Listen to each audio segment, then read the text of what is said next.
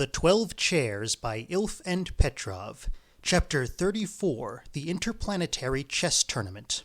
A tall, thin, elderly man in a gold pince-nez and very dirty paint-splashed boots had been walking about the town of Vasyuki since early morning, attaching handwritten notices to walls. The notices read, on June 22, 1927, a lecture entitled A Fruitful Opening Idea will be given at the Cardboard Worker Club by Grossmeister, Grand Chessmaster O. Bender, after which he will play a simultaneous chess match on 160 boards. Admission 20 kopecks, participation 50 kopecks. Commencement at 6 p.m. sharp, bring your own chessboards. Manager K. Michelson. The Grossmeister had not been wasting his time either. Having rented the club for 3 rubles, he hurried across to the chess section, which for some reason or other was located in the corridor of the horse breeding administration. In the chess section sat a one-eyed man reading a Panteleiev edition of one of Spielhagen's novels. Grossmeister O. Bender, announced Bender, sitting down on the table. I'm organizing a simultaneous chess match here. The Vasyuki chess player's one eye opened as wide as its natural limits would allow. 1 second, Comrade Grossmeister, he cried. Take a seat, won't you? I'll be back in a moment. And the one-eyed man disappeared. Ostap looked around the chess section room. The walls were hung with photographs of racehorses. On the table lay a dusty register marked Achievements of the Vasyuki Chess Section for 1925. The one-eyed man returned with a dozen citizens of varying ages. They all introduced themselves in turn and respectfully shook hands with the Grossmeister. I'm on my way to Kazan, said Ostap abruptly. Yes, the match is this evening. Do come along. I'm sorry, I'm not in form at the moment. The Carlsbad tournament was tiring. The Vasyuki chess players listened to him with filial love in their eyes. Ostap was inspired and felt a flood of new strength in chess ideas. You wouldn't believe how far chess thinking has advanced, he said. Lasker, has gone as far as trickery. It's impossible to play him anymore. He blows cigar smoke over his opponents and smokes cheap cigars so the smoke will be fouler. The chess world is greatly concerned. The Grossmeister then turned to more local affairs. Why aren't there any new ideas about in the province? Take, for instance, your chess section. That's what it's called, the chess section. That's boring, girls. Why don't you call it something else in true chess style? It would attract the trade union masses into the section. For example, you could call it the Four Knights Chess Club, or the Red End Game, or a decline in the standard of play with a gain in pace. That would be good. It has the right kind of sound. The idea was successful. Indeed, exclaimed the citizens, why shouldn't we rename our section the Four Knights Chess Club? Since the chess committee was there on the spot, Ostap organized a 1-minute meeting under his honorary chairmanship, and the chess section was unanimously renamed the Four Knights Chess Club. Benefiting from his lessons aboard the Scriabin, the Grossmeister artistically drew 4 knights and the appropriate caption on a sheet of cardboard. This important step promised the flowering of chess thought in Vasyuki. Chess, said Ostap. Do you realize what chess is? It promotes the advance of culture and also the economy. Do you realize that the Four Knights Chess Club, given the right organization, could completely transform the town of Vasyuki? Ostap had not eaten since the day before, which accounted for his unusual eloquence. Yes, he cried, chess enriches a country. If you agree to my plan, you'll soon be descending marble steps to the quay. Vasyuki will become the center of 10 provinces. What did you ever hear of the town of Semmering before? Nothing. But now that miserable little town is rich and famous just because an international tournament was held there. That's what I say, you should organize an international chess tournament in Vasyuki. How? They all cried. It's a perfectly practical plan, replied the Grossmeister. My connections and your activity are all that are required for an international tournament in Vasyuki. Just think how fine that would sound, the 1927 international tournament to be held in Vasyuki. Such players as Jose Royal, Capablanca, Lasker, Elkine, Reddy, Rubinstein, Tarak, Wildmar, and Dr. Grigoriev are bound to come. What's more, I'll take part myself. But what about the money, groaned the citizens. They would all have to be paid. Many thousands of rubles. Where would we get it? A powerful hurricane takes everything into account, said Ostap. The money will come from collections. And who do you think is going to pay that kind of money? The people of Vasyuki? What do you mean, the people of Vasyuki? The people of Vasyuki are not going to pay money. They're going to receive it. It's all extremely simple. After all, chess enthusiasts will come from all over the world to attend a tournament with such great champions. Hundreds of thousands of people, well-to-do people, will head for Vasyuki. Naturally, the river transport will not be able to cope with such a large number of passengers, so the Ministry of Railways will have to build a main line from Moscow to Vasyuki. That's one thing. Another is hotels and skyscrapers to accommodate the visitors. The third thing is improvement of the agriculture over a radius of 500 miles. miles. The visitors are to be provided with fruit, vegetables, caviar, and chocolate. The building for the actual tournament is the next thing. Then there's construction of garages to house motor transport for the visitors. An extra high-power radio station will have to be built to broadcast the sensational results of the tournament to the rest of the world. Now about the Vasiuki Railway. It most likely won't be able to carry all the passengers wanting to come to Vasiuki, so we'll have to have a greater Vasiuki airport with regular nights by mail planes and airships on all parts of the globe, including Los Angeles and Melbourne. Dazzling vistas unfolded before the Vasiuki chess enthusiasts. The walls of the room melted away. The rotting walls of the stud farm collapsed, and in their place a 30-story building towered into the sky. Every hall, every room, and even the lightning-fast lifts were full of people thoughtfully playing chess on malachite-encrusted boards. Marble steps led down to the blue Volga. Ocean-going steamers were moored on the river.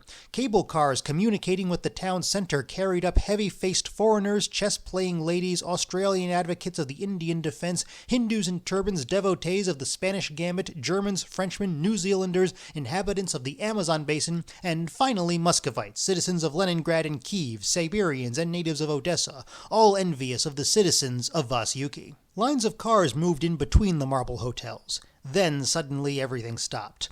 From out of the fashionable Pass Pawn Hotel came the world champion Capablanca. He was surrounded by women. A militiaman dressed in special chess uniform, check breeches, and bishops in his lapels saluted smartly. The one-eyed president of the Four Knights Club of Vasiuki approached the champion in a dignified manner. The conversation between the two luminaries, conducted in English, was interrupted by the arrival by air of Dr. Grigoriev and the future world champion Alekhine. Cries of welcome shook the town. Capablanca glowered. At a wave of One Eye's hand, a set of marble steps was run up to the plane. Dr. Grigoriev came down, waving his hat and commenting as he went on a possible mistake by Capablanca in his forthcoming match with Alekhine. Suddenly, a black dot was noticed on the horizon. It approached rapidly, growing larger and larger until it finally turned into a large emerald parachute. A man with an attaché case was hanging from the harness like a huge radish. "There he is!" shouted One Eye. "Hooray, hooray! I recognize the great philosopher and chess player Dr. Lasker. He is the only person in the world who wears those green socks." Capablanca glowered again. The marble steps were quickly brought up for Lasker to alight on, and the cheerful ex-champion, blowing from his sleeve a speck of dust which had settled on him over Silesia, fell into the arms of One Eye. The latter put his arm around Lasker's waist and walked him over to the champion, saying, "Make up your quarrel. On behalf of the popular masses of Vasiuki, I urge you to make up your quarrel." Capablanca sighed loudly, and shaking hands with the veteran said, "I always admired your idea of moving Queen's Knight 5 to Queen's Bishop 3 in the Spanish Gambit." "Hooray!" exclaimed One Eye. "Simple and convincing in the style of a champion." And the incredible crowd joined in with "Hooray! Vivat! Banzai! Simple and convincing in the style of a champion." Express trains sped into the 12 Vasiuki stations, depositing ever greater crowds of chess enthusiasts. Hardly had the sky begun to glow from the brightly lit advertisements when a white horse was led through the streets of the town. It was the only horse left after the mechanization of the town's transportation. By special decree it had been renamed a stallion, although it had actually been a mare the whole of its life. The lovers of chess acclaimed it with palm leaves and chessboards. "Don't worry," continued Ostap. "My scheme will guarantee the town an unprecedented boom in your production forces. Just think what will happen when the tournament is over and the visitors have left. The citizens of Moscow, crowded together on account of the housing shortage, will come flooding to your beautiful town. The capital will be automatically transferred to Vasiuki. The government will move here. Vasiuki will be renamed New Moscow, and Moscow will become Old Vasiuki. The people of Leningrad and Kharkov will gnash their teeth in fury but won't be able to do a thing about it. New Moscow will soon become the most elegant city in Europe, and soon afterwards in the whole world." "The whole world?" gasped the citizens of Vasiuki in a daze. "Yes, and later on in the universe. Chess thinking, which has turned a regional center into the capital of the world, will become an applied science and will invent ways of interplanetary communication. Signals will be sent from Vasiuki to Mars, Jupiter, and Neptune. Communications with Venus will be as easy as going from Rubinsk to Yarzoslavl. And then who knows what may happen. In maybe 8 or so years, the first interplanetary chess tournament in the history of the world will be held in Vasiuki." Ostap wiped his noble brow. He was so hungry he could have eaten a roasted knight from the chessboard. "Yes," said the one-eyed man with a sigh, looking around the dusty room with an insane light in his eye. "But how are we to put the plan into effect, to lay the basis, so to say?" They all looked at the Grossmeister tensely. "As I say, in practice the plan depends entirely on your activity. I will do all the organizing myself. There will be no actual expense except for the cost of the telegrams." One Eye nudged his companions. "Well," he asked, "what do you say?" Let's do it! Let's do it! Cried the citizens. How much money is needed for the telegrams? A mere bagatelle, 100 rubles. We only have 21 rubles in the cash box. We realize, of course, that it is by no means enough, but the Grossmeister proved to be accommodating. All right, he said, give me the 20 rubles. Will it be enough? Asked One-Eye. It'll be enough for the initial telegrams. Later on we can start collecting contributions. Then there'll be so much money we shan't know what to do with it. Putting the money away in his green field jacket, the Grossmeister reminded the gathered citizens of his lecture and simultaneous match on 160 boards, and taking leave of them until evening, made his way to the Cardboard Worker Club to find Ippolit Matveyevich. I'm starving, said Vorobianinov in a tremulous voice. He was already sitting at the window of the box office, but had not collected 1 kopeck. He could not even buy a hunk of bread. In front of him lay a green wire basket intended for the money. It was the kind that is used in middle-class houses to hold the cutlery. Listen, Vorobianinov, said Ostap, stop your cash transactions for an hour and come and eat at the Caterers Union Canteen. I'll describe the situation as we go. By the way, you need a shave and brush up. You look like a tramp. A Grossmeister cannot have such suspicious-looking associates. I haven't sold a single ticket, Ippolit Matveyevich informed him. Don't worry, people will come flocking in towards evening. The town has already contributed 20 rubles for the organization of an international chess tournament. Then why bother about the simultaneous match, whispered his manager. You may lose the games anyway. With 20 rubles we can now buy tickets for the ship. The Karel Liebknecht has just come in. Travel quietly to Stalingrad and wait for the theater to arrive. We can probably open the chairs there. Then we'll be rich and the world will belong to us. You shouldn't say such silly things on an empty stomach. It has a bad effect on the brain. We might reach Stalingrad in 20 rubles, but what are we going to eat with? Vitamins, my dear Comrade Marshal, are not given away free. On the other hand, we can get 30 rubles out of the locals for the lecture and match. They'll slaughter us, said Vorobianinov. It's a risk, certainly. We may be manhandled a bit. But anyway, I have a nice little plan which will save you at least. But we can talk about that later on. Meanwhile, let's go and try the local dishes. Towards 6 o'clock, the Grossmeister, replete, freshly shaven, and smelling of eau de cologne, went into the box office of the Cardboard Worker Club. Vorobianinov, also freshly shaven, was busily selling tickets. How's it going? Asked the Grossmeister quietly. 30 have gone in and 20 have paid to play, answered his manager. 16 rubles. That's bad. That's bad. What do you mean, Bender? Just look at the number of people standing in line. They're bound to beat us up. Don't think about it. When they hit you, you can cry. In the meantime, don't dally. Learn to do business. An hour later, there were 35 rubles in the cash box. The people in the clubroom were getting restless. Close the window and give me the money, said Bender. Now listen, here's 5 rubles. Go down to the quay, hire a boat for a couple hours, and wait for me by the riverside just below the warehouse. We're going for an evening boat trip. Don't worry about me, I'm in good form today. The Grossmeister entered the clubroom. He felt in good spirits and knew for certain that the first move, pawn to king 4, would not cause him any complications. The remaining moves were admittedly rather more obscure, but that did not disturb the smooth operator in the least. He had worked out a surprise plan to extract him from the most hopeless game. The Grossmeister was greeted with applause. The small clubroom was decorated with colored flags left over from an evening held a week before by the Lifeguard Rescue Service. This was clear furthermore from the slogan on the wall, "Assistance to drowning persons is in the hands of those persons themselves." Ostap bowed, stretched out his hands as though restraining the public from undeserved applause, and went up on to the dais. Comrades and brother chess players, he said in a fine speaking voice, the subject of my lecture today is one on which I spoke, not without certain success I might add, in Nizhny Novgorod a week ago. The subject of my lecture is a fruitful opening idea. What, comrades, is an opening, and what, comrades, is an idea? An opening, comrades, is quasi una fantasia. And what, comrades, is an idea? An idea, comrades, is a human thought molded in logical chess form. Even with insignificant forces, you can master the whole of the chessboard. It all depends on each separate individual. Take, for example, the fair-haired young man sitting in the 3rd row. Let's assume he plays well. The fair-haired young man turned red. Then let's suppose that the brown-haired fellow over there doesn't play very well. Everyone turned around and looked at the brown-haired fellow. What do we see, comrades? We see that the fair-haired fellow plays well and that the other one plays badly, and no amount of lecturing can change this correlation of forces unless each separate individual keeps practicing his chess. And now, comrades, I would like to tell you some instructive stories about our esteemed ultra-modernists Capablanca, Lasker, and Dr. Grigoriev. Ostap told the audience a few antiquated anecdotes gleaned in childhood from the Blue magazine, and this completed the first half of the evening.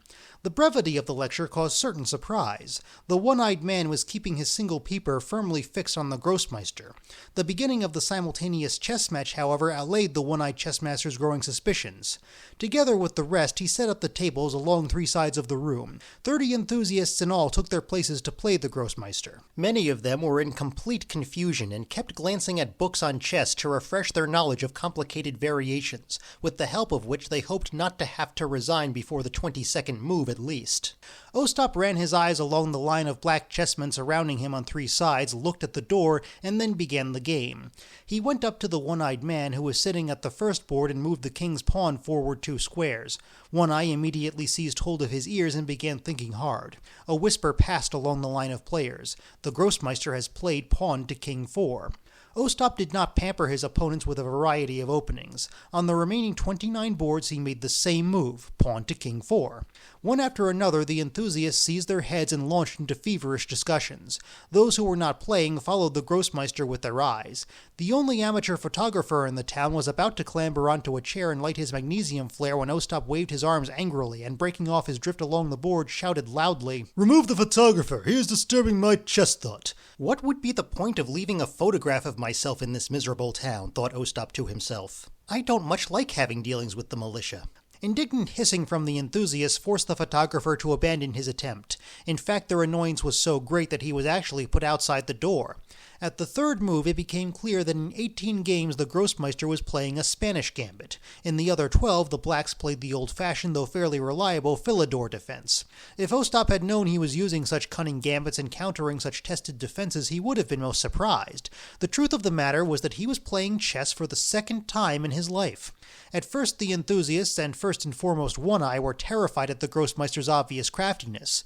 With singular ease, and no doubt scoffing to himself at the backwardness of the Vasyuki enthusiasts, the Grossmeister sacrificed pawns and other pieces left and right. He even sacrificed his queen to the brown-haired fellow whose skill had been so belittled during the lecture. The man was horrified and about to resign. It was only by a terrific effort of will that he was able to continue. The storm broke about 5 minutes later. "Mate," babbled the brown-haired fellow, terrified out of his wits. "Your checkmate, Comrade Grossmeister." Ostap analyzed the situation, shamefully called a rook a castle, and pompously congratulated the fellow on his win. A hum broke out among the enthusiasts. Time to push off, thought Ostap, serenely wandering up and down the rows of tables and casually moving pieces about. "You've moved the knight wrong, Comrade Grossmeister," said One Eye, cringing. "A knight doesn't go like that."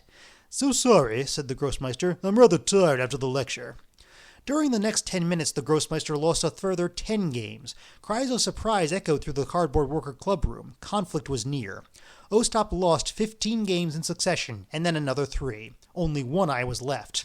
At the beginning of the game, he had made a large number of mistakes from nervousness and was only now bringing the game to a victorious conclusion. Unnoticed by those around, Ostap removed the black rook from the board and hid it in his pocket. A crowd of people pressed tightly around the players. "I had a rook on the square a moment ago," cried One Eye, looking round, "and now it's gone." "If it's not there now, it wasn't there at all," said Ostap rather rudely. "Of course it was. I remember it distinctly." "Of course it wasn't." "Where's it gone, then? Did you take it?" "Yes, I took it." "At which move?" "Don't try to confuse me with your rook. If you want to resign, say so." "Wait a moment, comrades. I have all the moves written down." "Written down my foot." "This is disgraceful," yelled One Eye. "Give me back the rook." "Come on, resign and stop this fooling about." "Give me back my rook." At this point, the Grossmeister, realizing that procrastination was the thief of time, seized a handful of chessmen and threw them in his one-eyed opponent's face. "Comrades," shrieked One Eye, "look, everyone, he's hitting an amateur." The chess players of Vasyuki were aghast. Without wasting valuable time, Ostap hurled a chessboard at the lamp and, hitting out at jaws and faces in the ensuing darkness, ran out into the street. The Vasyuki chess enthusiasts, falling over each other, tore after him. It was a moonlit evening. Ostap bounded along the silvery street as lightly as an angel repelled from the sinful earth. On account of the interrupted transformation of Vasyuki into the center of the world, it was not between palaces that Ostap had to run, but wooden houses with outside shutters. The chess enthusiasts raced along behind. "Catch the Grossmeister," howled One Eye. "Twister," added the others. "Jerks," snapped back the Grossmeister, increasing his speed. "Stop him," cried the outraged chess players. Ostap began running down the steps leading down to the quay. He had 400 steps to go. Two enthusiasts who had taken a shortcut down the hillside were waiting for him at the bottom of the 6th flight. Ostap looked over his shoulder. The advocates of Philidor's defense were pouring down the steps like a pack of wolves. There was no way back, so he kept on going. Just wait till I get you, you bastards, he shouted at the two-man advance party hurtling down from the 6th flight. The frightened troopers gasped, fell over the balustrade, and rolled down into the darkness of mounds and slopes. The path was clear. "Stop the Grossmeister," echoed shouts from above. The pursuers clattered down the wooden steps with a noise like falling skittle balls. Reaching the river bank, Ostap made to the right, searching with his eyes for the boat containing his faithful manager. Ippolit Matveyevich was sitting serenely in the boat. Ostap dropped heavily into a seat and began rowing for all he was worth. A minute later, a shower of stones flew in the direction of the boat, one of them hitting Ippolit Matveyevich. A yellow bruise appeared on the side of his face just above the volcanic pimple. Ippolit Matveyevich hunched his shoulders and began whimpering. "You're a softy. They practically lynched me, but I'm still happy and cheerful. And if you take the 50 rubles net profit into account, one bump on the head isn't such an unreasonable price to pay." In the meantime, the pursuers, who had only just realized their plans to turn Vasyuki into New Moscow had collapsed and that the Grossmeister was absconding with 50 vital Vasyukian rubles, piled into a barge and with loud shouts rowed out into midstream. 30 people were crammed into the boat, all of whom were anxious to take a personal part in settling the score with the Grossmeister. The expedition was commanded by One-Eye, whose single peeper shone in the night like a lighthouse.